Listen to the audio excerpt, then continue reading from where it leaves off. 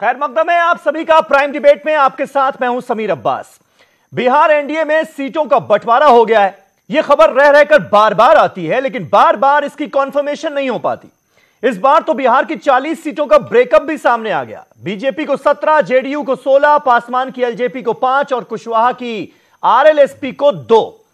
JDU के राष्ट्रीय महासचिव और राज्यसभा सांसद आरसीपी सिंह ने तो यहां तक कह दिया कि एनडीए में सीटों का बंटवारा हो गया है और जल्दी इसका अनाउंसमेंट हो जाएगा, जो कि हुआ नहीं। एलजेपी और आरएलएसपी ने इस खबर को खारिज कर दिया। मतलब यह कि बिहार में रीजनल पार्टियों में सीट बंटवारे को लेकर एनडीए में सब कुछ ठीक नहीं चल रहा, क्योंकि कोई भी पार्टी झुकने को तो तैयार है नहीं। उधर यूपी में भी 2 रीजनल पार्टियों एसपी बीएसपी ने साथ आकर बीजेपी की परेशानियां बढ़ा दी हैं।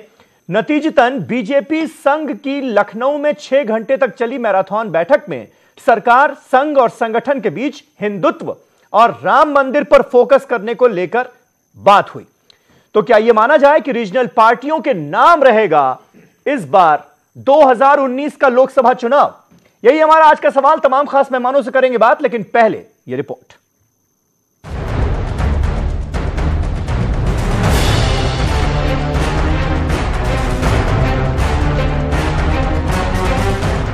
दो 2019 पार्लिमानी इंतखाबात से कबल सियासी जमातों ने मुहाज आराइयां शुरू कर दी हैं। खुसूसन मकामी सियासी जमातें पार्लिमानी नशिस्तों को लेकर आपस में डील कर रही हैं, ताकि ज्यादा से ज्यादा सीटों पर अपनी किस्मत आजमा सके।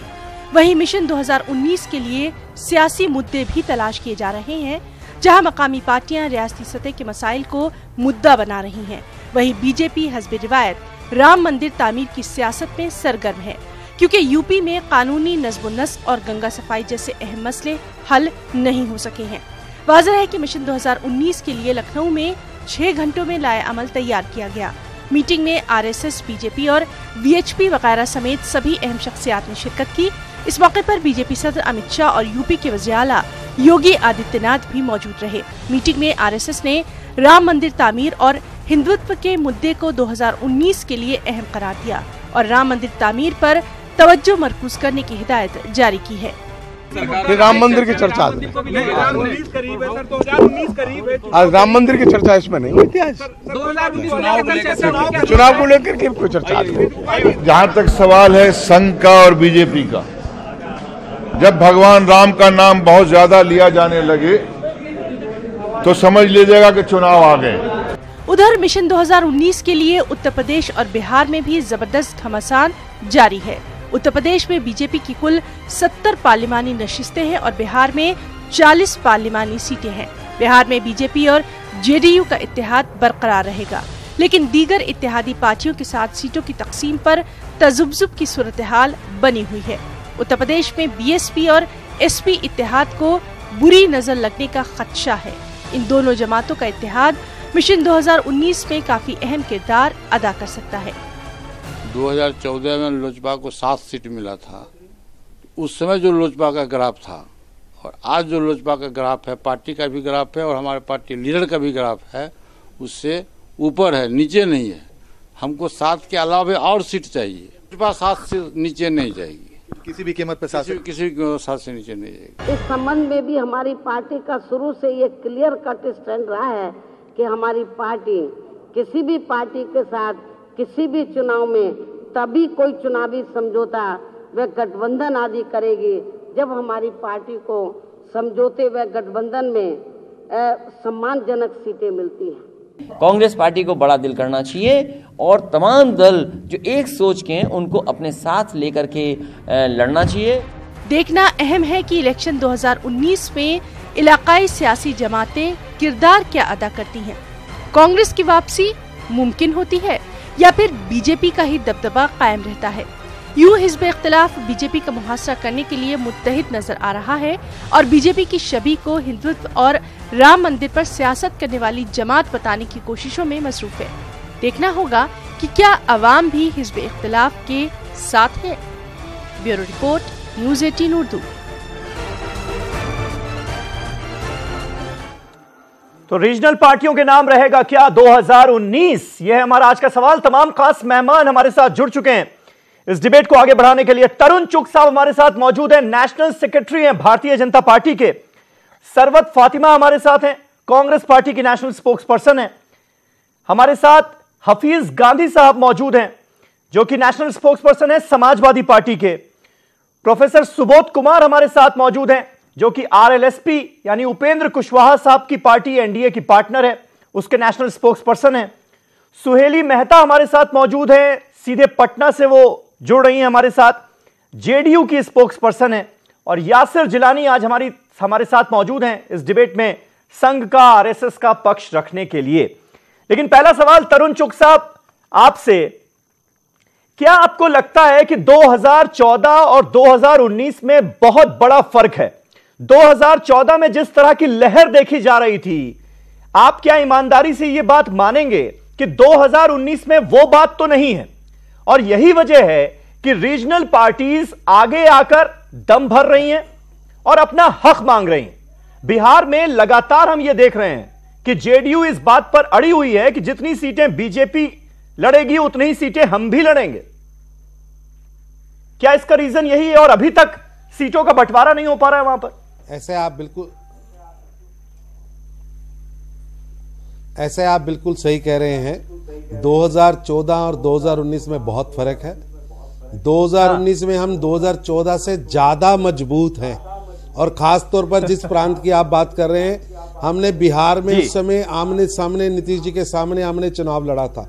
आज नीतीश जी की पार्टी और हमारा पुराना गठबंधन वो मिला के चुनाव लड़ रहे हैं, और इस बार बिहार में स्वीप होगा। और अगर आप पूरे देश की बात करें तो 2014 से 2019 में हम बेहतर हैं, क्योंकि हमने लोगों को परफॉर्म करके दिखाया। इस देश के अंदर गरीब को पहली बार लगा है कि एक गरीब की सरकार, गरीब के लिए काम करने वाला प्रधानमंत्री, गरीब की चिंता करने वाला प्रधानमंत्री, और गरीब भी वो जिसको बीपीएल से भी बीपीएल नीचे का सबसे, जिसके घर में रसोई गैस नहीं, हमने 7.5 करोड़ लोगों के घर में रसोई गैस पहुंचाना है। 8 करोड़ 7.25 करोड़ लोगों को ठीक है, लेकिन बिहार शौचालय बना के दिया है। क्यों नहीं हो पा रहा है? हर आदमी को मकान दिया जा रहा है कि 50-50 का फॉर्मूला दिया गया है, 16, 17, 5, 2 इस पर बात तय हो गई है। लेकिन दूसरे ही आप ही के जो कि एनडीए के पार्टनर हैं वो इस बात का खंडन कर देते हैं, कहते हैं नहीं अभी तो कुछ मसला तय ही नहीं हुआ, हमसे तो बात ही नहीं हुई। एलजेपी और आरएलएसपी कहते हैं अभी सब चीजें पाइपलाइन में हैं, लेकिन हम ना तो हमारे मतभेद हैं ना मनभेद हैं। दोनों का निशाना सामने और स्पष्ट है कि देश की सरकार नरेंद्र मोदी जी के हाथ से चलानी है, ताकि देश के गरीब का भला हो सके, देश के आम आदमी का भला हो सके। इसलिए हमारे सभी सहयोगी दलों के मन में कोई भेद नहीं है, कोई मतभेद नहीं है। सभी मिलकर चुनाव लड़ेंगे और मजबूत गठबंधन बना के लड़ेंगे। और आपसे मैं निवेदन करता हूं, अभी 8 महीने लगभग पड़े हैं, आप तैयार रहिए। आपके चैनल पर जब ये चुनावों के परिणाम आएंगे, मैं निश्चित रूप से इसी चैनल पर रहूंगा और आपकी ओर से बधाई स्वीकार करूंगा। चलिए, बहुत अच्छा, बहुत अच्छा, हमारी तरफ से शुभकामनाएं। लेकिन हमारे साथ सुहेली मेहता, डॉक्टर सुहेली मेहता है जेडीयू की तरफ से। समीर भैया, हमें पूरा विश्वास है देश की जनता हमारे साथ है। ठीक है, ठीक है, वो तो देश की जनता तय करेगी। सुहेली जी, मुझे यह बताइए कि आखिर क्या वजह है कि जेडीयू की जो डिमांड है उस पर आप ही के सहयोगी जो हैं आरएलएसपी, एलजेपी, वही सवाल उठा रहे हैं, एनडीए के पार्टनर्स ही सवाल उठा रहे हैं, कह रहे हैं जेडीयू हक से ज्यादा मांग रही है, इस पर तो बात बन ही नहीं सकती। देखिए, हमारे यहाँ कोई ऐसे डिमांड नहीं होते। एनडीए के घटक के किसी भी दल में इस तरह की कोई डिमांड नहीं है।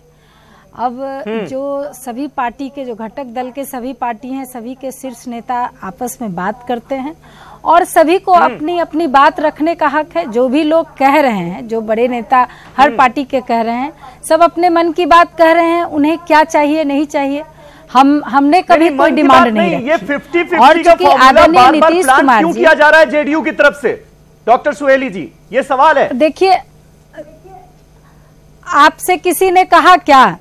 अभी तक तो हमें नहीं सुनने में आया है कि कोई डिमांड कर रहा है। आरसीपी सिंह आपके सांसद हैं, कोई आप ही की पार्टी के सांसद हैं ना? तो वो डिमांड कहाँ कर रहे हैं? वो तो कह रहे हैं कि सारा मसला हल हो गया है, फॉर्मूला तय हो गया, यानी बीजेपी के पास जितनी सीटें उतनी सीटें जेडीयू के हाँ, पास। तो उनकी, वो हमारे पार्टी के बहुत ही महत्वपूर्ण नेता हैं। वो संगठन के प्रधान महासचिव हैं, उनकी बातें हुई होंगी तो वो बोले हैं।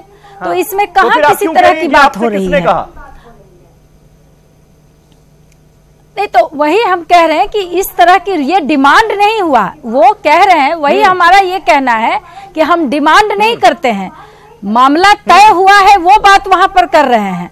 अब जिन्हें जो डिमांड रखना होता कह रहा हूं कि ये 50-50 का फॉर्मूला प्लांट किया जा रहा है ना, बार बार जेडीयू की तरफ से कहा जा रहा है कि भाई नहीं 16 सीटें हम, 17 सीटें वो, ताकि जो आपके जो बाकी सहयोगी दल हैं, आरएलएसपी, एलजेपी, उनको मिर्ची लगे, वो अलग हो जाएं एनडीए से। मंशा ये है क्या? सीधा सवाल पूछ लेता हूं अब। नहीं, ऐसी कोई मंशा नहीं है। हमारे गठबंधन में जितने भी घटक दल हैं, उसके जो भी नेता हैं, कार्यकर्ता हैं, सभी हम लोग एक तरीके से काम कर रहे हैं और पूरी की पूरी 40 सीट बिहार में जीतने का पूरा प्लान है। और हम लोग कॉन्फिडेंट हैं कि हर हाल में सभी पार्टी के लोग मिलकर और एक मत बनाएंगे और चुनाव में उतरेंगे। उद्देश्य है 40 सीट जीतने का। छोटी मोटी जो अंदर की बात होती है वो सब तो बिल्कुल अपने आप सही हो जाएगी। अभी सारे लोग अपनी मांग रख रहे हैं। हमारे शीर्ष नेता ने बिल्कुल सही कहा है, हमारे राष्ट्रीय अध्यक्ष ने भी कहा है कि कहीं कोई इसमें इफ बट की बात नहीं है, सारे मामले सुलझ गए हैं और कुछ दिनों के अंदर ही सीट बंटवारे की घोषणा कर दी जाएगी। अब सही समय देखकर कर दिया जाएगा। इसमें कहा, ये देखिए हमारे यहाँ कोई मुद्दा नहीं है कि सीट बंटवारे में किसको कितना मिलेगा। कि आप भी यही कह रही हैं। सुबोध जी हमारे साथ मौजूद हैं आरएलएसपी से।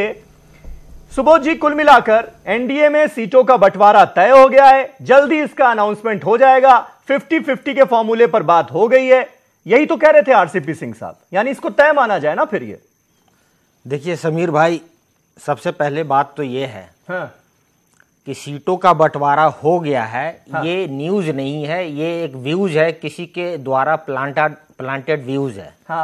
सुहेली जी भी मान रही हैं कि ऐसी कोई बात हुई नहीं है। आप देखिए, जब तक घटक दलों का मीटिंग ना हो जाए, 1-to-1 मीटिंग हुई है नीतीश जी की अमित शाह जी के से, 2 बार हुई है, पटना में हुई है, दिल्ली में हुई है, हमारे अध्यक्ष की भी हुई है भूपेंद्र जी से। लेकिन ये मान लिया जाए कि सब चीज हो चुका है। देखिए, एक प्रोसेस है, प्रोसेस में लगातार बातें चल रही है, हर किसी की बातें चल रही है, लेकिन जब तक घटक दल एक साथ बैठेंगे नहीं और शीर्ष नेता बैठने के बाद ही तय करेंगे कि ये क्या होगा, फिर आप लोगों को फॉर्मल बताया जाएगा। ये जो न्यूज आपके मीडिया में जो आ रहा है, मैं मानता हूं कि ये न्यूज नहीं है, ये व्यूज है। ये उन लोगों का व्यूज है जो कि प्रधानमंत्री जो अभी हैं उनको फिर से प्रधानमंत्री ना देखें। कहीं ना कहीं एनडीए के पार्टनर्स के बीच में एक खटास पैदा करने वाला ये व्यू है। और ये प्लांटेड व्यू है। सुहेली जी भी इस बात को मान रही हैं। जब तक कोऑर्डिनेशन कमेटी की मीटिंग ही नहीं हुई है तो ये 2 लड़ेंगे, 5 लड़ेंगे, 7 सुहेली जी की तो पार्टी प्लांट कर रही है। फिर आपके हिसाब से आप कह रहे हैं प्लांट किया जा रहा है, तो फिर सुहेली जी की पार्टी ही तो प्लांट कर रही है। राज्यसभा सांसद जेडीयू के ही तो हैं आरसीपी सिंह, वो कह रहे हैं कि सीटों का बंटवारा तय हो गया है, जल्दी इसका अनाउंसमेंट हो जाएगा, 50-50 फॉर्मूले की बात हो रही है। अब मुझे यह बताइए कि आरएलएसपी को क्या ये 50-50 फॉर्मूला जो है ये मंजूर है या नहीं है? क्योंकि फॉर्मूला वो ये है, मैं अपने व्यूअर्स के लिए भी क्लियर कर दूं कि जेडीयू और बीजेपी में 50-50 सीटें बढ़ जाएंगी 40 में से, और उसके बाद जो बचेंगी उसमें से एलजेपी और आरएलएसपी को दे दिया जाएगा। उस हिसाब से, उस फॉर्मूले के हिसाब से 5 सीटें एलजेपी और 2 सीटें आरएलएसपी को मिल रही। ये मंजूर है आपको? देखिए, हमारा जो अलायंस है वो प्री पोल अलायंस है। जेडीयू का जो अलायंस है पोस्ट पोल अलायंस है। जी। और लगातार पिछले 4-5 सालों से आप देख रहे हैं कि जिस तरीके से जेडीयू का ग्राफ नीचे की तरफ जा रहा है और जो ऑफिस सीकिंग मॉडल है उनकी राजनीति है, और हमारा राजनीति सर्विस मॉडल राजनीति है। लगातार वो सत्ता में बने रहना चाहते हैं और हम उनको क्रिटिसिज्म नहीं, एक साथी होने के नाते, एक सहयोगी होने के नाते उनकी शॉर्ट कमिंग गिना रहे हैं, ना कि हम बीच में खटास पैदा कर रहे हैं। लेकिन एक बात बड़े ध्यान से सुनने वाली बात है कि जो हमारी जो लगातार आप देख रहे होंगे 2014 में हमें 3 सीट मिली। हाँ। लगातार वहां से हम बिहार में सर्विस मॉडल के तहत हम लगातार जनता के बीच में, जमहूरियत जनता भगवान होती है, हम उनके बीच में लगातार काम कर रहे हैं। शिक्षा सुधार का आंदोलन हो, कॉलेजियम सिस्टम का रिफॉर्म हो, लगातार बिहार की जनता जान रही है कि राष्ट्रीय लोक समता पार्टी लगातार काम कर रही है। हमारा जनाधार लगातार बढ़ रहा है। इसके साथ साथ हमारे पार्टी में उसके बाद मतलब 3 सीटों से कम में मंजूर नहीं होगा आपको कोई फॉर्मूला? नहीं, मैं ये जानता हूं कि भारतीय जनता पार्टी के पास एक मैकेनिज्म है। उस मैकेनिज्म के तहत फीडबैक वो ले रहे हैं और जो मुझे सम्मान के तहत जो हमने काम किया है उस काम के तहत मुझे लगता है कि जेडीयू भी और साथ में बीजेपी भी हमें सम्मान के साथ हमें इस गठबंधन में अपना भागीदार बनाएगी और आगे भी हम उसी तर्ज पे काम कर रहे हैं। और मुझे लगता है कि बीजेपी का जो फीडबैक मैकेनिज्म है उनके पास भी एक रिपोर्ट आ रही होगी। उस कारण से मुझे लगता है कि 3 क्या उससे बहुत आगे की गाड़ी में हमारे ठीक है, 3 से ज्यादा की दावेदारी यानी है आप। RLS speaker Sarwat Fatima Congress party से हमारे साथ मौजूद हैं, बिहार की पॉलिटिक्स भी करती हैं। सरवत, मैं आपसे जानना चाहूंगा, अब आपने तीनों को सुन लिया, बीजेपी भी, जेडीयू भी, आरएलएसपी भी, एनडीए के 3 जो दल हैं उनकी बातें आपके सामने है। क्या आपको लगता है कि इस सिचुएशन का कुछ फायदा कांग्रेस और आरजेडी को हो सकता है क्या बिहार में? इस उम्मीद में है?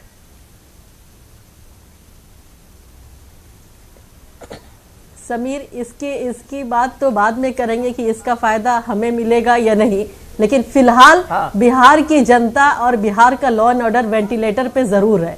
इन लोगों के इस सारे ड्रामेबाजी से पिछले 6-8 महीने से ये तीनों चारों जो वहां पे अलायंस है एक दूसरे पे पाला खेलते हुए बिहार के लॉ एंड ऑर्डर, भ्रष्टाचार और वहां जो भी छोटी मोटी बड़ी जितनी भी घटना हो रही है इन सब से दरकिनार होकर के नीतीश कुमार जी सिर्फ और सिर्फ सीट और अपना सीट शेयरिंग और अलायंस को कैसे बचाए रखे, अपने आप को कैसे आगे फेस बनाए रखे, इसी चक्कर में सिर्फ लगे हुए, चाहे बिहार की जनता का जो हाल हो जाए। ये बात सही है कि आने वाले दिनों में इनका जो हशर होने वाला है वो तो आप सब भी देखेंगे और हम सब भी देखेंगे। अभी जिस तरह से तरुण जी कह रहे थे कि फिर से दोबारा हम लोग एकदम बहुत लेकिन कांग्रेस पार्टी कहाँ है? 2004 सरवत जी, कांग्रेस पार्टी कहाँ है? तेजस्वी तो हमें जगह जगह घूमते हुए दिखाई भी नहीं दे रहे हैं। वहां पर कांग्रेस का कौन चेहरा है? या पूरा जिम्मा आपने तेजस्वी के कंधों पर ही डाल दिया कि वही बेड़ा पार कर देंगे? बिल्कुल आपको बताते हैं। हाँ, देखिए समीर, अगर आपको मालूम हो तो बिहार में अभी अभी हमारे नए अध्यक्ष आए हैं, मदन मोहन झा जी, जो ब्राह्मण कम्युनिटी से आते हैं। ब्राह्मण कम्युनिटी जो एक काफी दिनों से कांग्रेस पार्टी से कहीं ना कहीं अलग हो गया हुआ था, तो आज वो वहां पे करीब 27 साल बाद एक चेहरा आया है। और रहा सवाल तेजस्वी जी का, तो तेजस्वी जी और कांग्रेस पार्टी दोनों का ज्वाइंट काम होता है। अभी अभी 21 तारीख को श्री कृष्ण सिंह प्रथम पहले मुख्यमंत्री बिहार के थे, उनकी जयंती मनाई गई थी और उसमें पूरी भागीदारी तेजस्वी की। अगर आप कहीं देखें भी तो पोस्टर बैनर में भी हमारे तेजस्वी जी का जरूर फोटो था और मांझी जी का। और इसी तरह से अगर उनके यहाँ कोई कार्यक्रम होता है सब तो हमारे, लेकिन जनता के बीच जाने की मैं बात कर रहा हूं। आप जिस भ्रष्टाचार की बात कर रही थी, आप जिस लॉ एंड ऑर्डर की बात कर रही थी कि नीतीश सरकार में उसका बेड़ा गर्क हो गया है, मैं उन मुद्दों को जनता के बीच ले जाने की बात कर रहा था। आप जयंती मनाने की बात कर रही हैं। जयंती मनाइए, अच्छी बात है, वो मुद्दा नहीं हो सकता ना। लेकिन बिल्कुल नहीं, मैं साथ की बात कर रही हूँ समीर, मैं सिर्फ साथ की बात कर रही हूँ। अभी बिहार का जो हाल है, बिहार की जनता जवाब देगी बीजेपी को और नीतीश कुमार जी को, आप देखते जाएं। ठीक है। मैं हफीज गांधी साहब, मुझे ये बताइए कि अब जिस तरह से हमने देखा बीजेपी और संघ की एक समन्वय बैठक हुई और उसमें यह तय किया जा रहा है कि हिंदुत्व के मुद्दे को आगे लेकर चला जाएगा। वीएचपी को भी सुन रहे हैं ऐसा कि कुछ हिदायत दी गई है कि 6 दिसंबर को बड़ा जश्न मनाओ। इस तरह की बातें हम सुनने में आ रही हैं। समाजवादी पार्टी कैसे देख रही है? क्योंकि समाजवादी पार्टी और बीएसपी मिलकर कड़ी टक्कर देने जा रहे हैं बीजेपी को, और शिवपाल यादव ऐसा लग रहा है पूरी तरह से बीजेपी के खेमे में आकर काम कर रहे हैं, नई पार्टी बनाकर। कम से कम चर्चा तो यही है। तो वो कितना डेंट कर सकते हैं आपको? क्योंकि हम देख रहे हैं, अब जैसे बरेली का मामला था, बरेली में तो पूरी की पूरी आपकी समाजवादी पार्टी की यूनिट तोड़ ली शिवपाल यादव ने। तो अगर यही हाल रहा, आपसी खींचातानी और चाचा आपको इसी तरह से डेंट करते रहे, तो फिर कैसे लड़ेंगे बीजेपी से? देखिए समीर साहब, आपने भारतीय जनता पार्टी की बात की, तो मैं इतना कहूंगा कि भारतीय जनता पार्टी का राजनीति में कोई भी सिद्धांत नहीं है। उनका एक ही सिद्धांत है कि किस तरह से सत्ता प्राप्त हो, और सत्ता लोलुपता उनका one of the basic principles है। दूसरा उनका प्रिंसिपल है लूट और फूट का। वो आज देख रहे हैं देश में किस तरह का माहौल है उत्तर प्रदेश में, तो लूट और फूट, जनता के बीच में फूट डालिए और जो है उनके वोट हासिल करिए। तो ये भारतीय जनता पार्टी की राजनीति। जहां तक हमारी राजनीति है, तो हमारी राजनीति साफ सुथरी है कि हम जो संवैधानिक संस्थाएं हैं उनको मजबूत करना चाहते हैं, देश की अर्थव्यवस्था को मजबूत करना चाहते हैं। जो समाज में सौहार्द बिगड़ रहा है, वो सौहार्द कैसे कम्युनल हार्मनी की तरफ आए, इस डायरेक्शन में हमारी कोशिश है। हम इतना अब शिवपाल यादव जो डेट लगा रहे हैं, इतना जरूर कहेंगे, ये बताइए ना कि देखिए इतना जरूर कहेंगे, देखिए समीर साहब इतना जरूर कहेंगे कि 2019 का जो चुनाव है वो बहुत जरूरी चुनाव है। और भारतीय जनता पार्टी को जो भी शक्तियां हराना चाहती हैं, उनको महागठबंधन जो उत्तर प्रदेश में उभर रहा है उसका साथ देना होगा। और यदि कोई महागठबंधन का साथ नहीं दे रहा है, तो इनडायरेक्टली वो कहीं ना कहीं भारतीय जनता पार्टी का साथ दे रहा है। हाँ, तो शिवपाल यादव बीजेपी के साथ है ना, मान रहे हैं आप? मैं ये नहीं कह रहा हूं, मैं ये कह रहा हूं कि महागठबंधन की मजबूती जरूरी है, क्योंकि हमने रिजल्ट दिए हैं। 5 उपचुनावों में से हमने 4 उपचुनाव जीते हैं, और कहीं ना कहीं एक जो गठबंधन उभर रहा है उसका ही ये नतीजा है। और इसीलिए हम कह रहे हैं कि गठबंधन का साथ जो शक्तियां भारतीय जनता पार्टी के खिलाफ हैं उनको देना होगा, क्योंकि गठबंधन की मजबूती ही भारतीय जनता पार्टी की हार है।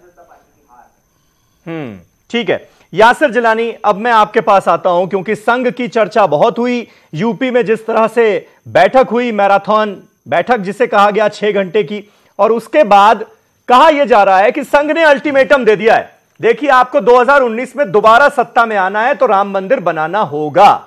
क्या यह बात सही है? और कहीं ना कहीं इसके पीछे डर इस बात का है कि एसपी बीएसपी अब एक साथ आ चुके हैं, इसलिए यूपी में 73 सीटें पाना तो नामुमकिन है। देखिए अभी हम चर्चा जो कर रहे हैं खास करके बिहार को लेकर कर रहे हैं, और बिहार और यूपी, बिल्कुल जी रीजनल पार्टी का आपने जो आप अभी चला भी रहे हैं अपने उसके अंदर जी। मैं आपको बताऊं, भारत के जो हिंदी पट्टी राज्य का जो सबसे बड़ा तीसरा राज्य है वो बिहार है, और बिहार के लोग बहुत समझदारी से राजनीति करते हैं। बिहार के लोगों को समझ है कि कौन विकास करेगा और कौन विकास कर रहा है। अभी देखिए मैं सबको सुन रहा था, कांग्रेस की प्रवक्ता और समाजवादी प्रवक्ता को भी मैंने सुना, उन्होंने तो सीधे सीधे ये कहा कि हमने जो अध्यक्ष बनाया वो ब्राह्मण समाज से बनाया है। तो जाति समीकरण का मतलब धर्म और जाति को जो कांग्रेस ने हमेशा से एक अपने सर पे लेके चला, और भारत की राजनीति में ये जो सबसे गंदी सियासत कांग्रेस की देन है, वो अभी उनकी प्रवक्ता ने आपके सामने कह दिया कि, और वो सबने सुना है। मैं आपको बताऊं, देखिए ये मसला ही नहीं है कि सीट किसको कितनी जाएगी। सारी की सारी जो पार्टी है, सारी की सारी जो पार्टी, चाहे वो जेडीयू हो, चाहे वो आरएलएसपी हो, चाहे वहां की भारतीय जनता पार्टी, जो वहां के बिहार की यूनिट है, बहुत समझदार लोग हैं। उनको मालूम है कि आने वाले चुनाव में किस तरीके से रणनीति तैयार करनी है, और जो हमारे लीडर हैं, जो खास करके भारतीय जनता पार्टी के लीडर हैं, उनको भी मालूम है कि हिंदी पट्टी राज्य पे कितना उन्हें फायदा उठाना है। समझदार लोग हैं, सीटों पर मारामारी मची हुई आप कह रहे हैं। ये एक बहुत समझदार लोग हैं, परसेप्शन मीडिया में समझदार होते तो झगड़ा निपटा लेते घर में। आप देखिए ना, मैं आपको इनफाइटिंग बता देता हूं कि आप मध्य प्रदेश का उदाहरण ले लीजिए, आप छत्तीसगढ़ का ले लीजिए, आप राजस्थान का ले लीजिए, एक एक राज्य में कांग्रेस की तरफ से 4-4, 5-5 चेहरे मुख्यमंत्री बनने के लिए बेकरार हैं। कैसे जनता विश्वास कर लेगी? उनके खुद के नेताओं में मतलब वो बड़ी बड़ी बातें आके मीडिया में तो कह देते हैं, इल्जाम लगा देते हैं उनके लीडर, लेकिन उनकी जो नीचे की यूनिट है इतनी फूट है कि आप यकीन करें कि पब्लिक उन पे और उनके साथ साथ जो उनके पार्टनर हैं। अब आप देख लीजिए छत्तीसगढ़ में जोगी साहब अलग लड़ रहे हैं, बसपा अलग लड़ रही है, समाजवादी पार्टी अलग लड़ रही है, राजस्थान में बसपा अलग लड़ रही है, समाजवादी पार्टी अलग लड़ रही है, और हमारे समाजवादी पार्टी के प्रवक्ता बैठ के यहाँ पे अपने आप को बहुत बड़ा ऐसा शो करते हैं कि इनसे ज्यादा अच्छा काम किसी ने करा नहीं है। नहीं, वो तो उनका काम है, उत्तर प्रदेश जैसे आपका काम है, आप बीजेपी और आरएसएस की बात करेंगे, तारीफ ही करेंगे। हमने विकास किया है, ठीक है। मेरा भारतीय जनता पार्टी की सरकार ने पिछले 17 महीने में उत्तर प्रदेश को पीछे ले जाने का काम किया है। वो भारत की जो परम वैभव की बात पूरे दुनिया में की जा रही है, उसको नीचा नहीं दिखाना चाहता है कि वो चाहेगा कि 2019 में एक ऐसे आदमी या एक ऐसी पार्टी कि बहन जी को लाए कि दूसरों भारत को कितना परम वैभव दिया है, ये तो रुपए की गिरती हुई अवस्था ने बता दिया है, पेट्रोल और डीजल के बढ़ते हुए प्राइसेस ने बता दिया है, बेरोजगारी ने बता दिया। मैं आपको बता दूं, राम मंदिर देखिए, 132 करोड़ लोगों की, हिंदुस्तानियों की आस्था का जो सबसे बड़ा केंद्र बिंदु अयोध्या है, मर्यादा पुरुषोत्तम राम है। तो यकीन माने कि हम लोग जो अपील बार बार कर रहे हैं सियासत क्यों करनी, हम लोग बार बार जो अपील कर रहे हैं कि अब वक्त आ गया है कि भव्य राम मंदिर का निर्माण अयोध्या में हिंदू, मुस्लिम, सिख, ईसाई मिलके करें और एक नजीर पेश करें जो हमारी गंगा जमुनी तहजीब की एक मिसाल पूरे दुनिया में दी जाती है। भारत इस मिसाल को यासिर साहब ये बताइए, आरएसएस चीफ मोहन भागवत जी ने ये मुद्दा पिछले सालों में कब उठाया था, आपको याद है? आधा उन्होंने नहीं बोला, वो मैं पूरा आपको याद है? संघ ने, यासिर साहब मोहन भागवत जी ने ये मुद्दा कब उठाया था इससे पहले, आपको याद है? राम मंदिर बनाना होगा, लेकिन उसके साथ ये भी जोड़ा है कि 2019 में अगर फिर से सत्ता पानी है तो राम मंदिर बनाना होगा, वरना डब्बा गोल हो सकता है। ये नौबत क्यों आई? समीर एक जवाब दे भाई साहब। हाँ, इनको काका, इनको एक मिनट मेरी बात सुनने दीजिए। मैं बिहार वाले बहन जी को भी सुन रहा था और सपा के भाई साहब को भी सुन रहा था। बिहार में कांग्रेस की ये स्थिति है कि भ्रष्टाचार के जो मसीहा हैं इस देश के अंदर, जो एक पॉलिटिशियन जिसको भ्रष्टाचार के नाते सजा हुई है, जो चारा घोटाला के बेताज बादशाह हैं, उनके साथ राहुल गांधी जी ने गठजोड़ किया है। दोनों भाई भाई हैं, किसी ने 12 लाख करोड़ रुपया देश के खजाने से लूटा है, किसी ने बिहार के खजाने को लूटा है, और बिहार की जनता बहुत समझदार है। जो आज है उससे कम होने वाले हैं। जेल से बैठकर चुनाव लड़ेंगे।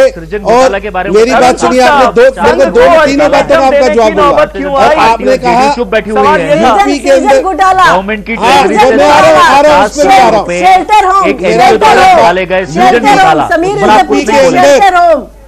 सृजन घोटाले पर क्या कहेंगे? समाजवादी पार्टी कौन सी है? अखिलेश जी वाली समाजवादी पार्टी है, शिव प्रकाश जी वाली है, मुलायम सिंह जी वाली है? आप ये बताइए, येदियुरप्पा जी भ्रष्टाचार पर जेल गए कि नहीं गए? और आपने उनको चेहरा बनाया, सृजन घोटाले पर चुप बैठे हुए हैं। सबसे बड़ा जो घोटाला है वो राफेल घोटाला है, उस पर आप सीबीआई के चीफ को छोटा सा ब्रेक। हफीज गांधी साहब, एक एक करके हम सब लोग बोलेंगे तो आवाज सबकी अच्छी लगेगी और सबको सुनाई भी देगी, व्यूअर्स तक भी पहुंचेगी। तो रीजनल पार्टियों के नाम रहेगा क्या 2019? ये है हमारा आज का सवाल, क्योंकि एक तरफ हम देख रहे हैं बीजेपी को, जो बिहार की रीजनल पार्टीज हैं, एनडीए की घटक दल, उन्होंने परेशान किया हुआ है, और दूसरी तरफ महागठबंधन, सो कॉल्ड महागठबंधन से जुड़ी हुई जो पार्टियां हैं, यूपी में उनकी आपसी रस्साकशी भी नजर आ रही है, और कहीं ना कहीं कांग्रेस उससे परेशान नजर आ रही है। हमारे साथ हफीज गांधी साहब मौजूद हैं। हफीज गांधी साहब, अब यूपी की फिर बात कर लेते हैं, और अभी हम बिहार में बात कर रहे थे कि एनडीए के जो पार्टनर्स हैं वो किस तरह से उनकी रस्साकशी नजर आ रही है सीटों के बंटवारे को लेकर, वैसा ही कुछ यूपी में भी होता हुआ हम देख रहे हैं। यहां तक खबरें हैं कि मायावती इस बात पर अड़ी हुई हैं कि 60 सीटों पर उनके कैंडिडेट्स चुनाव लड़ेंगे 80 में से, और 18 सीटें जो हैं वो सिर्फ समाजवादी पार्टी को मिलेंगी, 2 सीटें कांग्रेस को दी जाएंगी लड़ने के लिए अगर महागठबंधन होता है तो। और यही बात जो है वो समाजवादी पार्टी के लोगों को नाराज कर रही है, वो खफा हो रहे हैं और फिर शिवपाल यादव की पार्टी का दामन थाम रहे हैं। आप क्लियर कीजिए कि हकीकत क्या है।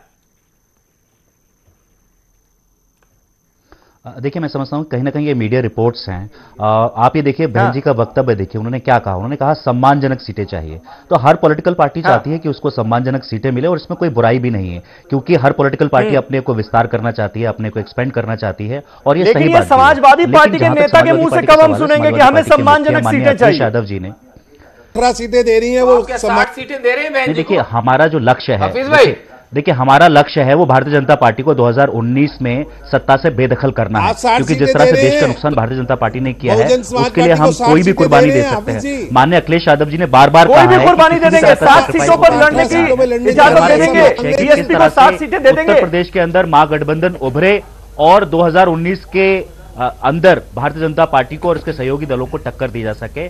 उस महागठबंधन के लिए आप मतलब बीजेपी को टक्कर देने के लिए समाजवादी पार्टी बीएसपी को 60 सीटें देने के लिए भी तैयार है। सम्मानजनक सीटें पाना हर पार्टी का हक है।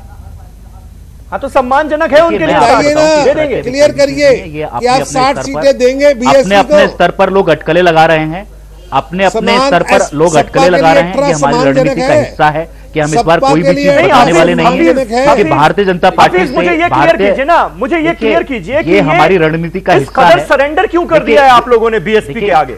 मैं क्लियर मतलब अखिलेश के कद को खुद समाजवादी पार्टी कि 18 सीट पर लड़ने के लिए तैयार। आप मुझे बताइए क्या सरेंडर, क्या सम्मान देना सरेंडर करना है? आप मुझे बताइए क्या सम्मान देना सरेंडर करना है? मतलब सम्मान देना सरेंडर करना नहीं है। सम्मान देना जानते हैं और हम ये भी जानते हैं। अभी चलो आप सम्मान मानो या सरेंडर मानो, गठबंधन आपने मान लिया ना। इस गठबंधन के रिजल्ट आ चुके हैं और भारतीय जनता पार्टी आज परेशान है। शिव भैया 5 बार उत्तर प्रदेश के अंदर 1.5 महीने के अंतराल पर आए हूँ।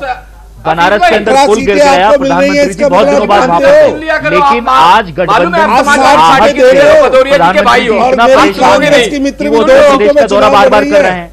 माननीय अमित शाह जी उत्तर प्रदेश का दौरा बार बार कर रहे हैं। उत्तर प्रदेश में भारतीय जनता पार्टी की गतिविधि बढ़ चुकी है, आरएसएस की गतिविधियां बढ़ चुकी हैं। तो गठबंधन में भारतीय जनता पार्टी और उसके सहयोगी परेशान है। और अगर परेशान नहीं होते तो प्रधानमंत्री जी 4.5 साल में प्रधानमंत्री उत्तर प्रदेश से गठबंधन उभर रहा है और इस गठबंधन ने परिणाम देना शुरू कर दिए हैं। तो आज फातिमा बताइए, 2 सीटें 80 में से 2 सीटें परेशानियों का कांग्रेस को मिलना सम्मानजनक है ना आपके लिए, जैसे 18 समाजवादी पार्टी के लिए सम्मानजनक है?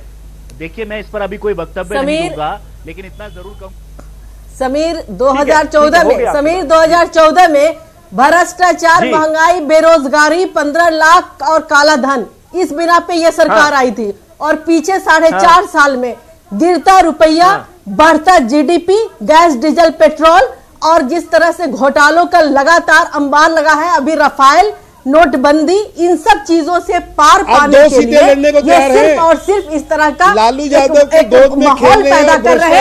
1 मिनट पहले मेरी बात सुन ले समीर। यादव की गोद में बैठकर भ्रष्टाचार की बातें, अरे भ्रष्टाचार, लालू यादव के भ्रष्टाचार के आपके जाल में नहीं फंसने वाले। आप पहले मेरे सवाल का जवाब दो। 4.5 साल में बीजेपी का 7 स्टार उनकी गोद में बैठकर जातिवाद की राजनीति, धर्म की राजनीति कर रही है। ऑफिस बन जाता है जो एकदम लेटेस्ट टेक्नोलॉजी से युक्त होता है कि राम मंदिर क्यों नहीं बन पाया, क्योंकि आप राम मंदिर बना ही नहीं सकते हो।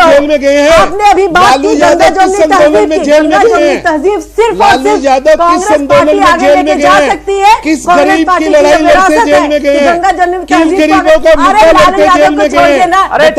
सही लालू यादव किसकी लड़ाई लड़ते जेल में गए? लालू यादव किस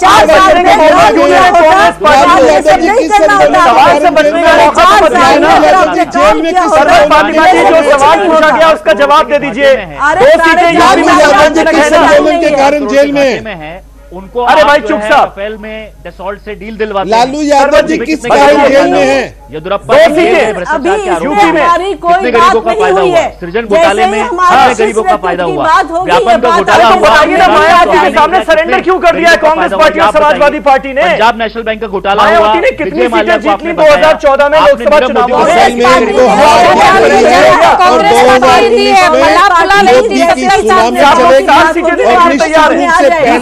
हमारे गठबंधन की सरकार ने भ्रष्टाचार को रोका है। हाँ, भ्रष्टाचार को जन्म देने वाली कांग्रेस पार्टी ही है। अरे फल फूल भी रहा था इन्हीं के छत्र छाया में। बिहार का अरे हम लोग वेंटिलेटर, आप तो 25 साल से लटकते चल रहे हैं। आप लोग बिहार में संभल नहीं रहा। बिहार में 25 साल से लटकने वाली पार्टी आज मोटिवेटेड इसलिए फील कर रही है ठीक है, इन्होंने ब्राह्मण जाति को अध्यक्ष बनाया है, यही इनका मोटिवेटेड होने का कारण है। भाई गजब बात है, आपकी जो 27 सीटें बिहार पर आई है वो हमारे आदरणीय मुख्यमंत्री के चेहरे पर आई है। आप इसको याद रखिएगा, सिर्फ एक जातिगत अध्यक्ष बना देने पर इतना ज्यादा मिल जाइएगा। आपके पार्टी की मिट्टी में मिलने की है बिहार में, जो बचा कुचा है वो खत्म हो जाएगा। कि आपने देश किस ढंग से लूटा है। अच्छा ठीक है, ठीक है। तरुण चुग साहब, तरुण चुग साहब के चुनावों अब सुनिए मोदी जी। अरे भाई हफीज गांधी साहब एक मिनट, आपसे जब पूछा जाए तभी बोलिएगा ना, प्लीज प्लीज, गुजारिश है। तरुण चुग साहब सवाल तो सुनिए ना, लगातार बोलते हैं आप। चुग साहब मेरा सवाल सुनिए। सवाल यह है कि भाई अब देखिए, जब आपस में इतनी ज्यादा उदार भावनाएं हैं कि समाजवादी पार्टी 60 सीटें तक देने के लिए तैयार है, कांग्रेस पार्टी 2 सीटों पर लड़ने के लिए तैयार है, तो आप ये सोचिए, आप खुश मत होइए, आप ये सोचिए कि महागठबंधन जो है वो कितना मजबूत बन रहा है। समीर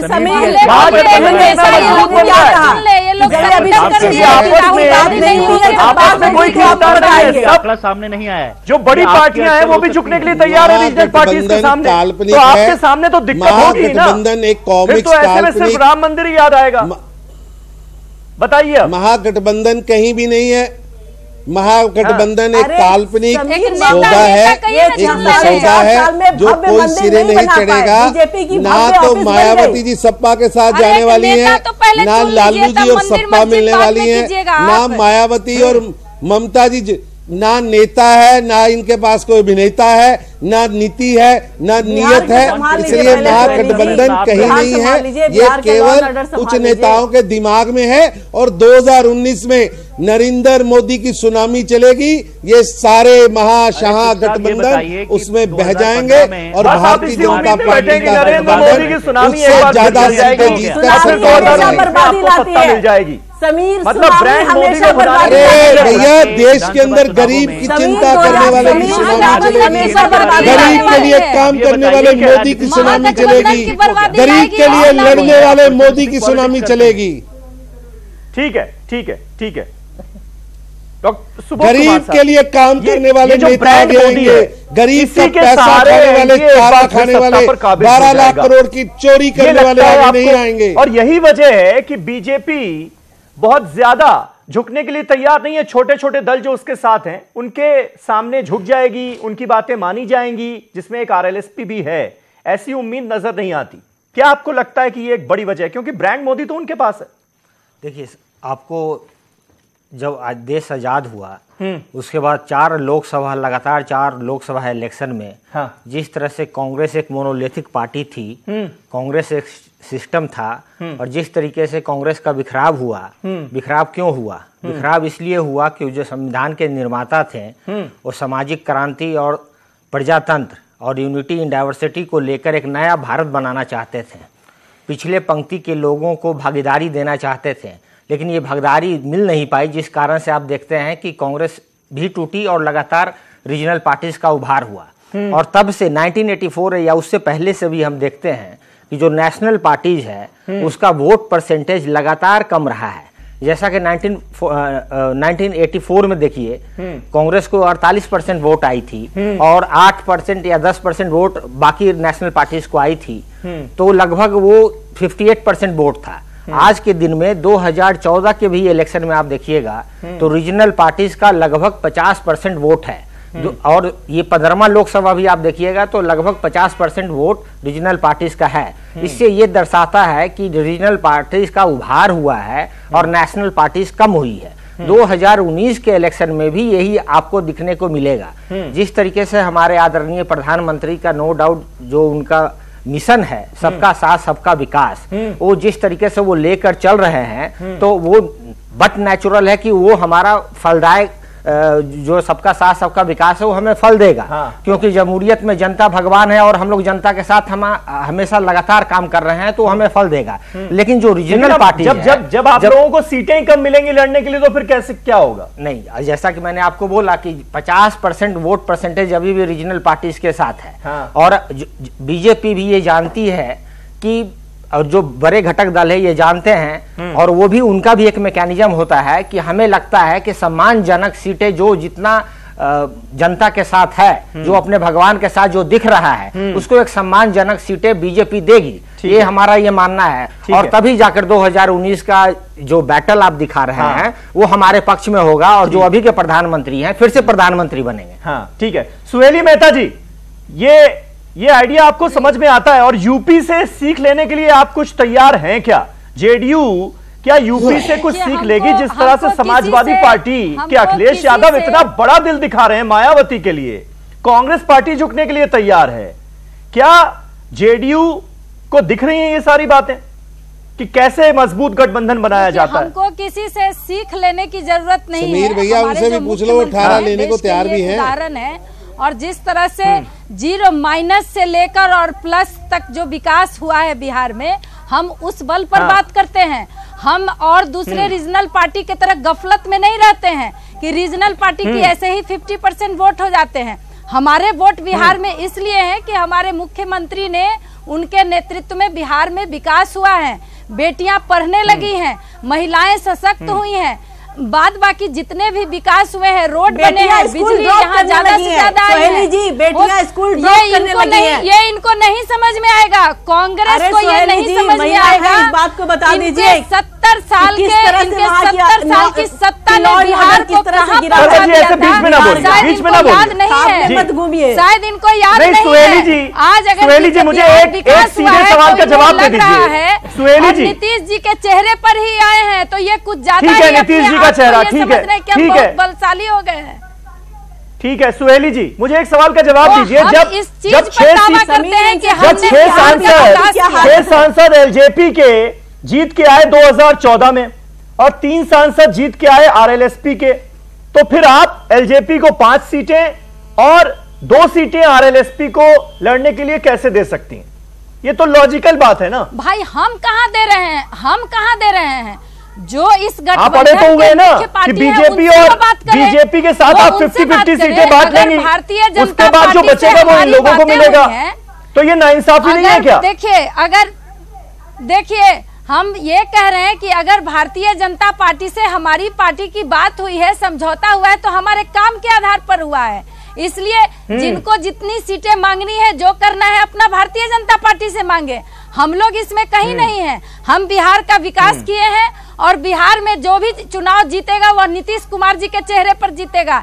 इसलिए हमें भारतीय जनता पार्टी के साथ हमारे इतने सीटों पर समझौता होगा तो उसके आधार पर होगा। कांग्रेस को चूंकि लटक के लड़ने की हमेशा आदत है, इसलिए ये इस तरह की बातें कर रही हैं, या और पार्टियां इस तरह की बातें कर रही हैं। लोग तरह तरह के पूरे बिहार में घूमकर खीर बनाए, खिचड़ी बनाए, सब कुछ बनाए, लेकिन जब सब जगह से समझ में आ गया कि हम कहां पर हैं, तब आज यहाँ पर कह रहे हैं कि नहीं, नरेंद्र मोदी जी को ही प्रधानमंत्री बनना चाहिए। कौन रोकता है? नरेंद्र मोदी जी के सिवा कोई है भी नहीं इस देश में, नहीं है कि कोई दूसरा चेहरा आ सकता है प्रधानमंत्री बनने के लिए। महागठबंधन पहले ही सरेंडर कर दिया है सबसे बड़ी पार्टी ने कि राहुल गांधी प्रधानमंत्री नहीं होंगे। पहले महागठबंधन को सलाह है कि एक नेता चुन ले, उसके बाद सोहेली जी का जो ये पूरा जो वक्तव्य है वो व्याकुलपना का एक दर्शाता है। देखिए जिस तरीके से इनके मुख्यमंत्री जो हमारे जो मुख्यमंत्री हैं, पिछले 4 सालों में 4 सरकारें बदल गई, लगातार लॉ एंड ऑर्डर का प्रॉब्लम हो रहा है, शिक्षा व्यवस्था चकनाचूर हो चुका है, और जिस तरीके से महिलाओं को के ऊपर अन्याय हो रहा है, लगातार इनका ग्राफ नीचे जा रहा है, फिर भी ये अपनी व्याकुलता को बढ़ाने के लिए लगातार प्लांट करवा रहे हैं और हमें खीर और खिचड़ी की भाषा समझा रहे हैं। हम तो प्री पोल अलायंस है और हम पोस्ट पोल अलायंस तो है नहीं। जिस तरीके से आपका वक्तव्य है सोहेली जी, ये दर्शाता है कि ये व्याकुलतापूर्ण की निशानी है, ये वक्तव्य गठबंधन को कमजोर करती है, ये वक्तव्य जो है तार्किक नहीं है, न्यायसंगत नहीं है। ये बड़ी बात है, उतावलापन का ये निशानी है, जिस तरीके से इनका बात है, आप देख लीजिए। ठीक है, मुझे ये बताइए किस तरह से दोनों दल लड़ रहे हैं, किस तरीके से वहां पे हर दिन मारा जा रहा है हमारे साथियों को, आप देखिए। ठीक है यासिर, कुल मिलाकर महागठबंधन कहीं ना कहीं आप लोगों को भी मजबूत होता हुआ नजर आ रहा है ना। ये एक बड़ी टक्कर होगी अगर एसपी बीएसपी साथ, अब ये आपस में वो कितनी सीटें बांटते हैं this is none of your business. लेकिन ये महागठबंधन जो है ये एक मजबूत चुनौती तो देने जा रहा है। यही वजह है कि भाई संघ कह रहा है कि राम मंदिर बनाओ वरना फिर डब्बा गोल हो सकता है। ठीक है, आपकी बात बिल्कुल सही है कि एक महागठबंधन की जो परिकल्पना ये लोग कर रहे हैं शायद खड़ा कर सकें, लेकिन भारत के लोग या जिन राज्यों में चुनाव हो रहा है वो बहुत समझदार हैं। उन्हें याद आएगा वो वक्तव्य राजीव गांधी जी का जब उन्होंने कहा था कि 1 रुपया भेजता हूं तो 90 पैसे रस्ते से खत्म हो जाता है। आज की सरकार 1 रुपए भेजती है तो 1 रुपए पहुंचता है, वहां के काम के वहां के विकास में 1 रुपए पहुंचता है। और मैं आपको बताऊं जो अभी बात आपने खत्म कर दिया भ्रष्टाचार। उन्हें ये भी याद आएगा कि पेट्रोल 90 रुपए से ज्यादा खरीदना पड़ रहा है। उन्हें ये भी याद आएगा कि आज तक के इतिहास में रुपया अपने न्यूनतम लेवल पर है। उनको ये भी याद आएगा कि 2 करोड़ रोजगार देने थे। उनको ये भी याद आएगा कि किस तरह से आज आपने संवैधानिक संस्थाओं को कमजोर किया है। उनको ये भी याद आएगा कि किस तरह से आपने अर्थव्यवस्था पूरी की पूरी बर्बाद कर दी है। तो आज नरेंद्र मोदी जी गरीबों की बात नहीं करते हैं, वो अनिल अंबानी की बात करते हैं। जो कंपनी 45,000 करोड़ के घाटे में है उसको आप राफेल के डील दिलाते हैं। तो आप कॉर्पोरेट क्रोनी कैपिटलिज्म में विश्वास करने वाले लोग हैं। नरेंद्र मोदी जी आप देखिएगा कि 2019 यानी कुल मिलाकर आप लोगों की वजह से है, इसलिए आप कम्युनल एजेंडा पर लौट रहे हैं। आप विकास के एजेंडे की बात करते हैं। हफीज गांधी साहब एक छोटे से सवाल का जवाब जल्दी से दे दीजिए। कहीं ऐसा तो नहीं कि ब्रांड मोदी को टक्कर देने के चक्कर में ब्रांड मायावती को बढ़ावा आप लोग दे रहे हैं और ब्रांड अखिलेश कमजोर कर रहे हैं? छोटा सा जवाब। देखिए, पहले तो मैं बता दूं कि जो आंकड़े आपने यूपी की सीटों को दिए थे वो बिल्कुल मैं समझता हूं कि कतई सही नहीं है। अभी इस तरह के कोई आंकड़े बाहर नहीं आए हैं। जहां तक सवाल हमारा है कि माननीय अखिलेश यादव जी ने पहले ही कहा है कि हम 2019 में भारतीय जनता पार्टी को हराने के लिए जो है किसी भी तरह की कुर्बानी दे सकते हैं। तो ये बड़ा दिल देखिए अखिलेश जी का, जो असंतुष्ट होंगे वो चाचा शिवपाल की पार्टी से लड़ेंगे, जिनको टिकट आप नहीं देंगे। यही सेटिंग हो रही है ना आप लोगों की। हम देश की संवैधानिक संस्थाओं की सुरक्षा की चिंता कर रहे हैं। ये हमारा बड़ा दिल है, ये हमारा बड़ा दिल है। अरे आप ये देखिए कि क्या किया है आपने। आप गैस सिलेंडर की बात करते हैं, आज लोगों के पास गैस सिलेंडर खरीदने के पैसे नहीं है, दोबारा से चूल्हे पर लौट चुके हैं। तो आप जो है आपने झूठ का आडंबर खड़ा किया है जिसका सिला आपको 2019 में मिलने वाला है। आप लोगों ने उत्तर प्रदेश में किया, जनता ने आपको सबक सिखाया। ये चुनावी भाषण जो है, ये चुनावी भाषण जो है, इसका बहुत मौका मिलेगा, बहुत मौका मिलेगा और वो जनता तय करेगी किसके वादों में दम है, किसके दावों में दम है और उसी आधार पर आप लोगों को वोट मिलेगा। किसकी सत्ता बनेगी ये देखने वाली बात होगी। लेकिन रीजनल पार्टीज जो हैं उनका दबदबा कायम रहेगा, ये बात बिल्कुल तय नजर आ रही है इस डिबेट से भी। बहुत बहुत शुक्रिया आप सभी का वक्त देने के लिए। कल एक नए टॉपिक पर नई डिबेट के साथ हाजिर होऊंगा, तब तक के लिए शब बखैर।